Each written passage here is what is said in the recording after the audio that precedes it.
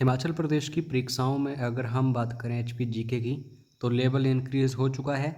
अगर आप किसी लो लेवल एग्ज़ाम की बात करो, जैसे कि स्टोर कीपर वगैरह, वहाँ पे भी एचपी जीके जो है ये टफ पूछा जा रहा है। तो ऐसे में हमें उसी तरीके से तैयारी करनी पड़ेगी। तो आज से ये सीरीज़ स्टार्ट की जा रही है। डेली आपको वीडियो मिलेगा इसके अकॉर्डिंग, और क्वेश्चंस का लेवल जो है मीडियम से टफ होगा।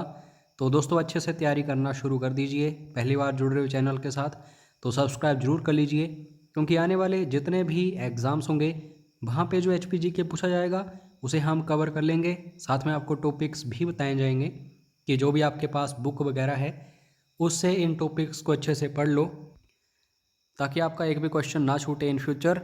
तो चलिए स्टार्ट करते हैं इस वीडियो को पहले क्वेश्चन के साथ। तो दोस्तों पहला क्वेश्चन जो है ये दर्रे से संबंधित है। तो एक टॉपिक जो है दर्रा, वेरी वेरी इंपॉर्टेंट है, एक क्वेश्चन यहाँ से बन ही जाता है। तो भेरियांगा पास जो है ये कहाँ पे सिचुएटेड है, यानी कि किन दो स्थानों को ये आपस में जोड़ता है। तो हर एक क्वेश्चन को खुद अटैम्प्ट करिए, वीडियो को पॉज करके। आपको टाइम दिया जाएगा 3 सेकेंड्स हर एक क्वेश्चन को अटैम्प्ट करने के लिए। तो बिल्कुल सही इसका आंसर होगा। ये जो भेरियंगा पास है ये कुल्लू और कांगड़ा इन दो स्थानों को आपस में जोड़ता है। तो इस तरीके से आपको याद रखना है। इसका सी ऑप्शन बिल्कुल सही होगा। प्लेबैक स्पीड आप इंक्रीज़ कर सकते हैं 3 डॉट्स में जाके, ठीक है, अगर आप थोड़ा सा फास्ट वीडियो को देखना चाहते हो ताकि आपका टाइम सेव हो। अब दोस्तों आप किसी भी एग्ज़ाम को देखो ध्यान से, उसमें पुराने नाम पूछे ही जाते हैं। तो हाल ही में जूनियर ऑफिस असिस्टेंट का एग्ज़ाम आपने देखा होगा, तो उसमें भी पुराना नाम पूछा गया था। तो वैसे क्वेश्चंस इंपॉर्टेंट हैं। तो यहाँ पे एंशियंट नेम पूछा गया है पांगी वैली का। तो कुछ एक इंस्क्रिप्शंस वगैरह यानी कि शिलालेख देखे गए हैं। तो उनमें दोस्तों पांगी जो घाटी है इसका पुराना नाम क्या था, तो याद रखिएगा पांगटी। तो यहाँ पे ए ऑप्शन जो है सही आंसर इसका होगा। उसके बाद नेक्स्ट है दोस्तों नालागढ़ जो है, याद रखना इसका पुराना नाम हंडूर या फिर हिंदूर था। तो यहाँ के लोगों ने, एक टाइम था, एक वज़ीर हुआ करता था गुलाम कादिर खान, तो इसके अगेंस्ट क्या किया था, रिवोल्ट किया था, विद्रोह किया था। तो एग्जैक्ट ईयर कई बार पूछा जाता है। अगर आप अलाइड एग्ज़ाम की बात करो, एचपीएस प्रिलिमिनरी की बात करो, तो आपको याद रखना है ये एग्जैक्ट ईयर 1876 ईस्वी। तो इसका ए ऑप्शन सही है। अगर आप स्पेसिफिकली एचपीएस वगैरह एग्ज़ाम्स की बात करो तो ये क्वेश्चंस मोस्ट इम्पोर्टेंट हैं। इनफैक्ट पिछले 5 सालों के क्वेश्चन पेपर्स देख लेना एचपीएस प्रीलिमिनरी के। एक क्वेश्चन ये पक्का है, जो विवाह वगैरह होते हैं, मैरिजेस होती हैं या फिर बर्थ होता है या फिर डेथ, तो ये कुछ एक रीति रिवाज पूछे ही जाते हैं। तो यहाँ पे क्वेश्चन क्या है, डोगरी एक प्रकार का विवाह है जिसका अभ्यास पंगवाल द्वारा किया जाता है। और आप सभी को ये भी पता होना चाहिए कि पंगवाल कहाँ पे होते हैं वगैरह वगैरह। यह किस प्रकार का विवाह है, तो ये जो मैरिज होती है किस टाइप की होती है, शादी।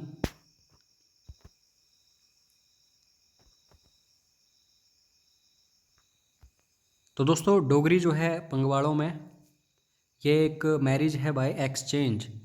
तो इसको विनियम द्वारा विवाह कहा जाता है हिंदी में। तो इसको याद रखिएगा। बाकी भी ज़रूर देख लिया करो। सपोज करिए कि कोई एक ऐसा क्वेश्चन आया जो कि टफ था, आपको नहीं आता है, तो ओबियसली आपके पास एचपीजीके की बुक होगी कोई ना कोई। मैं ये नहीं बोलूँगा कि ये बुक बेस्ट है वो बुक बेस्ट है, हर एक बुक बेस्ट होती है जब तक कि उसको पढ़ने वाला बेस्ट ना हो।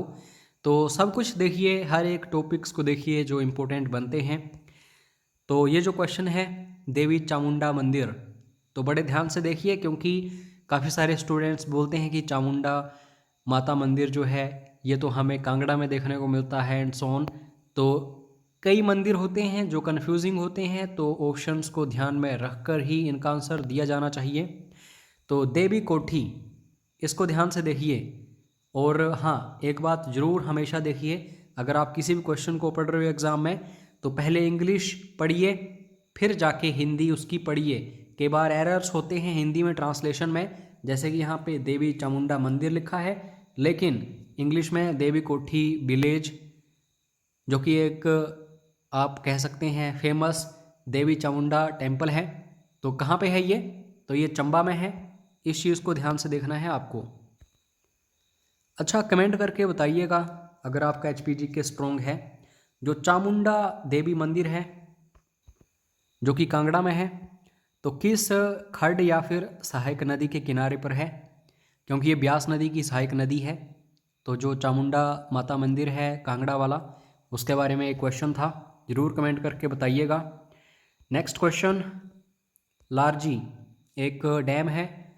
तो दोस्तों ये run of the river hydro electric project है।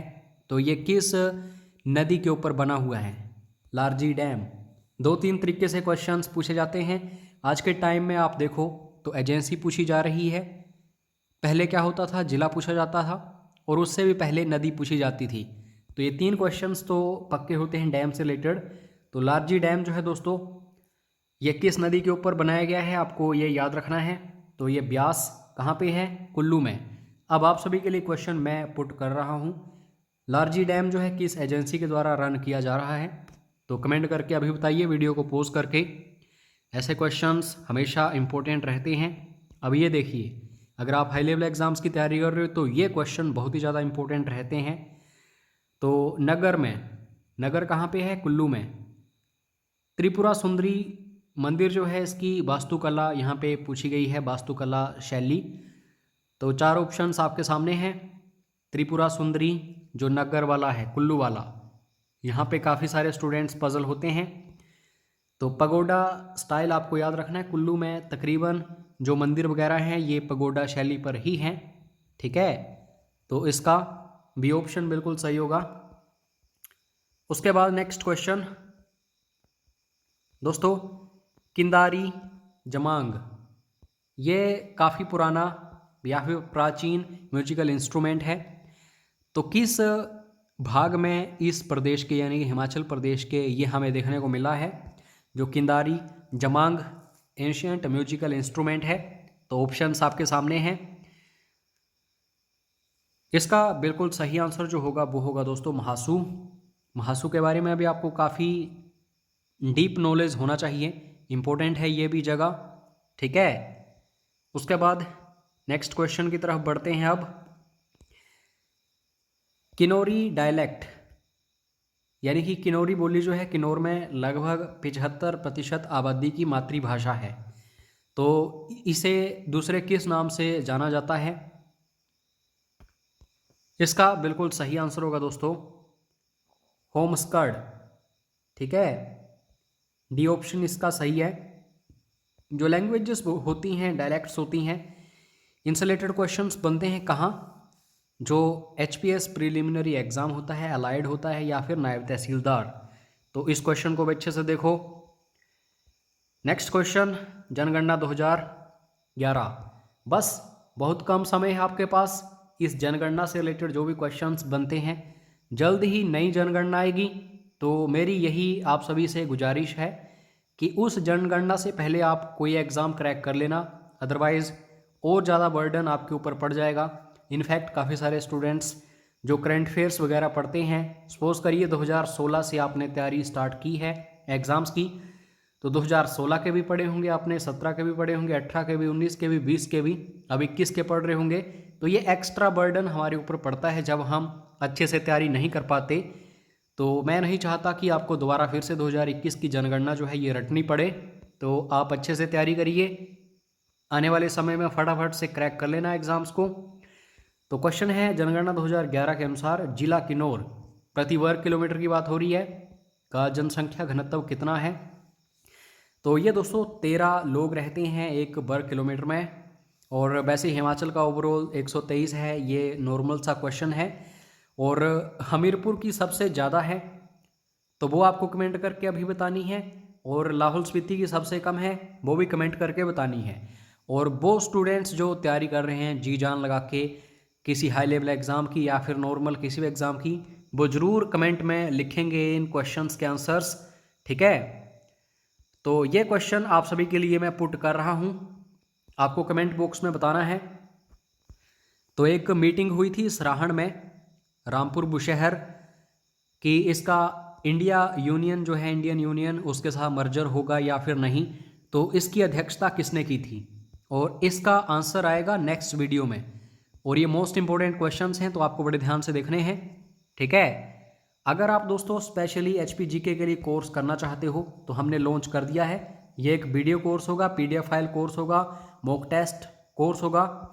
जितने प्राइस में आपको कोई भी बुक मिल रही है उस प्राइस में आपको video course, test, PDF course सब कुछ मिल जाएगा। तो व्हाट्सएप करके रजिस्ट्रेशन करवा लेना। एक वीक सिर्फ आपके पास है रजिस्ट्रेशन के लिए, और फ्री ऑफ कॉस्ट चाहते हो ये सब कुछ तो चैनल को सब्सक्राइब करके रखिए, आपको सब कुछ मिलता रहेगा फ्री ऑफ कॉस्ट। जय हिंद, जय हिमाचल।